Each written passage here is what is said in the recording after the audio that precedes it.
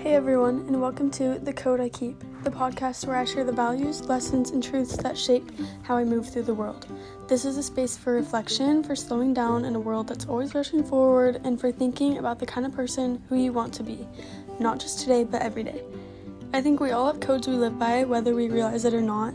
They might be small, personal promises that we make to ourselves, or big life-changing decisions that alter the course of our lives. And that's what I want to explore here. It's not about being perfect or knowing everything. It's about understanding what's important to you and living with intention. The world can be overwhelming. Social pressure, school, friendships, family, and just the day-to-day grind. There's a lot of noise, and it's easy to lose sight of what really matters. That's why having a personal code can be such a game changer. It's your anchor when everything else feels up in the air. In today's episode, I'm sharing my 4 agreements, the 4 principles I keep close, especially when life gets chaotic. These are my guiding lights, the reminders I come back to when I'm feeling lost, stressed out, or when I'm just trying to stay grounded in my day-to-day life. These aren't rules I follow perfectly, of course. They're things I strive to live by. And the more I practice them, the more they shape who I am and who I'm becoming. So whether you're listening while you're on a walk, sitting in your room, or maybe just taking a few minutes for yourself, thank you for being here. I hope you can take something from this episode to reflect on and maybe even start thinking about the code you keep in your own life. So let's get into it. The first agreement that I want to talk about is one that has become essential to my well-being. Protect your peace. In a world that's constantly moving, constantly demanding your attention, and full of distractions, protecting your peace is one of the most important things that you can do for yourself. And if I'm being honest, it's something I've had to learn through experience. When I was younger, I always thought that I had to react to everything. If someone had something hurtful, I'd respond immediately. If there was drama in my life, I would get involved, thinking I had to solve it or defend myself. But the older I get, the more that I realize not everything deserves a reaction, and not every situation or every person deserves your energy.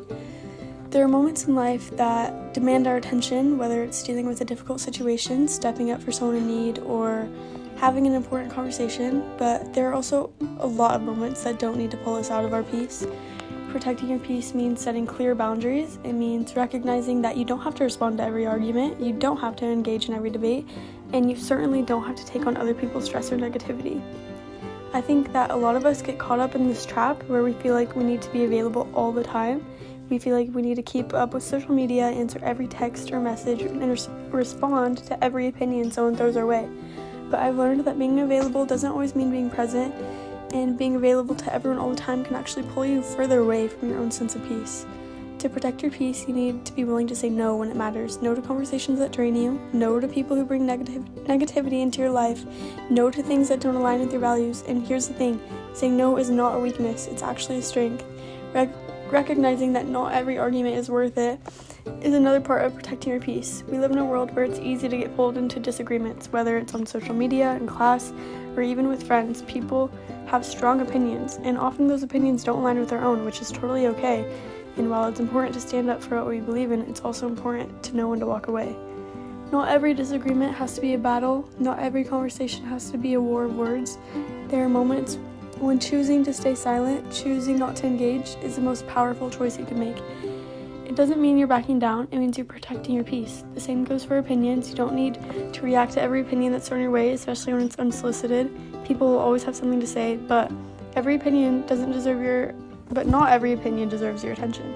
You don't have to defend your choices to everyone. You don't need approval from others to live the life that feels right for you. You are your own person, and your peace is your responsibility. Sometimes we think that if we just please everyone around us, we'll feel at peace, but the truth is peace comes from within. So it's about creating an internal space where you can breathe freely, think clearly, and feel safe with who you are. It's about developing a sense of trust in yourself, trusting that no matter what happens outside of you, you can remain grounded in your own peace. And when you protect your peace, you stop wasting energy on things that don't matter, and you start investing that same energy into things that actually bring you joy, purpose, and fulfillment. At the end of the day, protecting your peace is about choosing yourself and asking yourself, is this really worth my peace? Moving on to agreement number 2, own up to your actions. This is one of the hardest but most important agreements I've made with myself. It's definitely easy to blame other people, circumstances, or even just bad luck when things don't go our way, and I've definitely been guilty of that, looking for someone or something to point the finger at when things don't turn out how I expected. But as I've grown, I've come to realize that it's not about what happens to me, it's about how I respond to it. and the only way to truly grow is to take full responsibility for my choices and actions.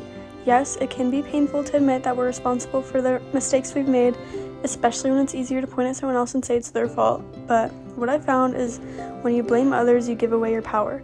But when you own up to your actions, no matter how messy or uncomfortable it is, you take back control. The truth is we all make mistakes, and sometimes we hurt people we didn't mean to hurt, but running away from that truth doesn't help anybody. It only prolongs the pain and keeps you stuck in a cycle where you're avoiding responsibility instead of facing it.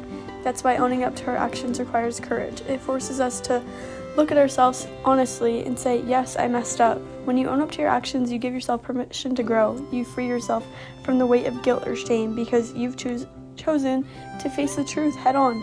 You stop carrying around the burden of avoiding accountability, and instead you open the door to a healthier, more empowered way of living. It's in those moments of vulnerability when you own your mistakes and learn from them that you begin to step into the person who you were always meant to be. It's not always easy, but I found that owning up to my actions has been one of the most freeing choices I've made, and it's how I hold myself to a higher standard, because at the end of the day, the only way to truly move forward in life is by taking responsibility for the present and the past. For the third agreement is be authentic. This is a big one for me. I think we all struggle with this at some point in our lives.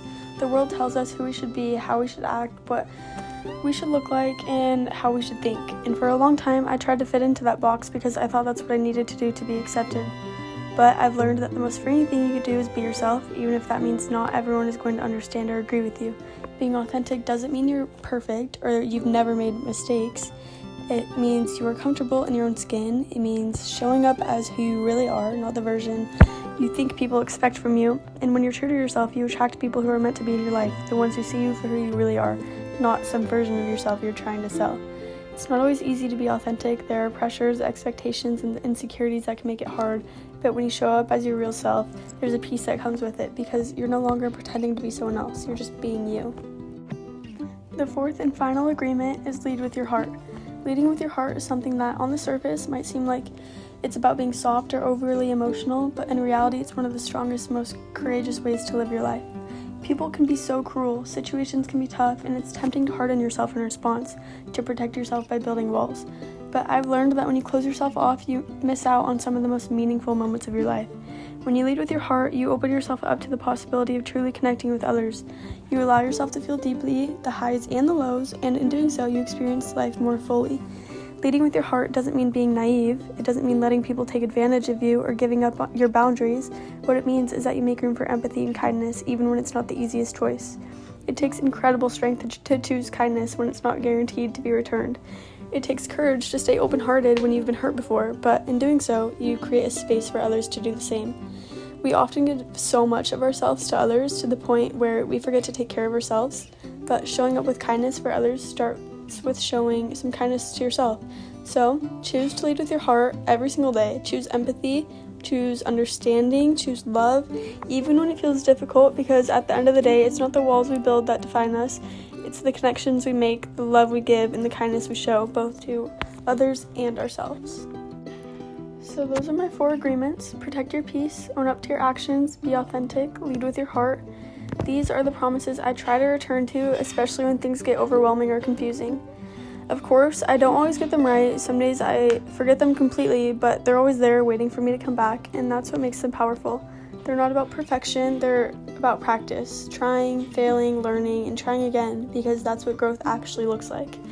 It's uncomfortable, it's not linear, and it's ongoing, but it's also beautiful when you look back and realize how far you've come. I think that everyone should have some sort of code, something personal to hold on to when everything else feels loud or uncertain.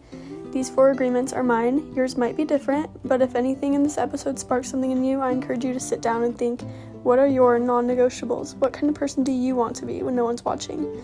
Write them down, speak them out loud, check in with them often, and let them guide you, especially when the noise gets loud or the pressure gets heavy. That's what the code I keep is really about, knowing who you are and choosing to live in alignment with that every single day.